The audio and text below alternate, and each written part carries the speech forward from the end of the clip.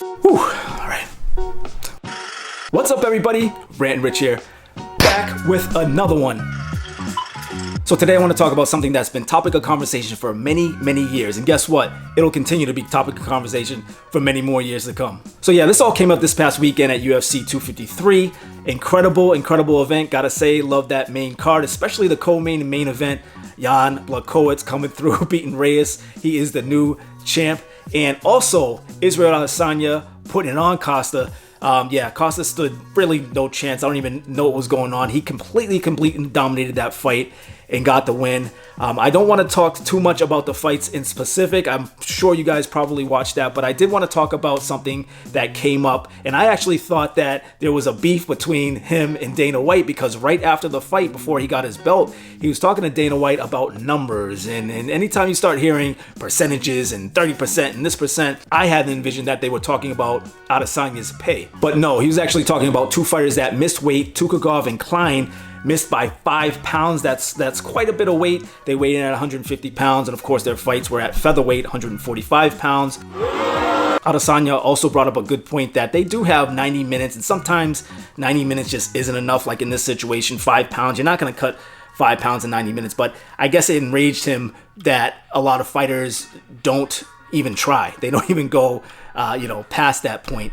And they just kind of call it quits. Figure, I lost it anyway. I'm losing 30%, so why even try? And I think he took this a little bit more serious, because one of the fighters involved that made weight was Shane Young, one of his teammates. So yeah, he definitely had something to say. He was being a little extreme with it. He said they should be giving up 90% instead of 30%, which I think is a little bit on the high side. Of course, Israel Adesanya doesn't, because he's talking about being professional fighter. And then your comments about finding people that miss weight, like 90%, was that directed at your teammate Shane's Yep, opponent? and the guy that Mr. Dawodu fought. It's just cheating. I saw the guy that Dawodu fought right after, with 90 minutes left.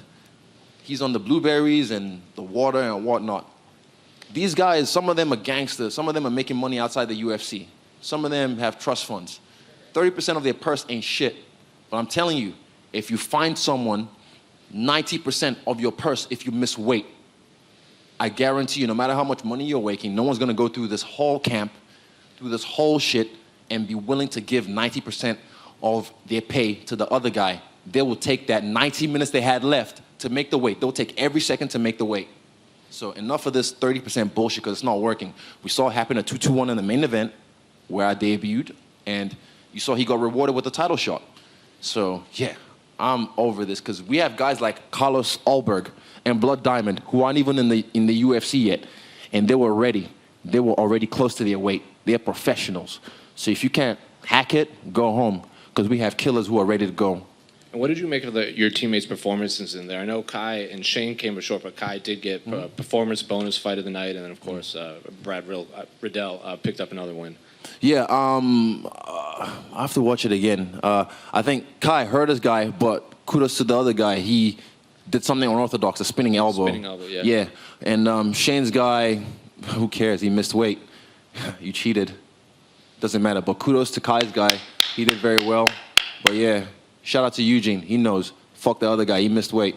If you miss weight, doesn't matter. Don't take the fight. Or move up in weight.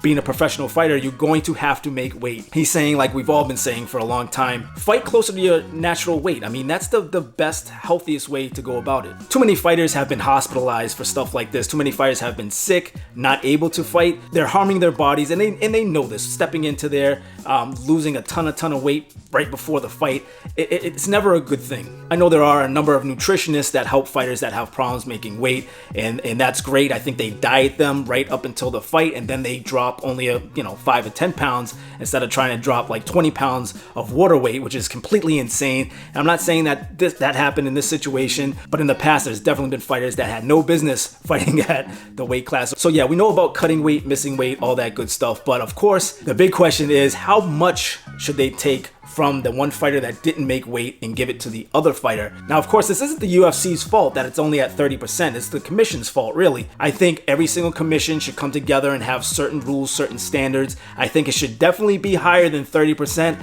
I don't know if it should be as high as 90% like Israel Adesanya is putting out there, but I think somewhere in the middle or maybe even in the higher range, like a 75%. They keep 25%, they give 75% to that opponent, as long as that opponent made weight. And yeah, that would definitely show them, unless you're a huge fighter like a Conor McGregor, which I can't see Conor McGregor missing weight anyway, but still that 25% might be a little bit of something. But a lot of these fighters aren't making that. So yeah, a 75% cut, give it to the opponent, I think would definitely put some more thought into these fighters' heads. Now, I'm not crapping on fighters. I know it's a tough job, and I know they want to get as low as possible before the fight. I know it's a lot of pressure. I get it. I completely get it, but I think the whole entire system, the whole entire mentality has to be readjusted and rethought. So yeah, it's easy for me to say, just move up a weight class. The fighters know best, but yet it still is the fighter's responsibility to know if they can make a weight, and if they can, if it's going to be tight, then their next fight, maybe they need to plan things out a little differently as far as dieting or getting a nutritionist, a couple weeks out, and then they can cut less weight. I mean, 5 pounds of water weight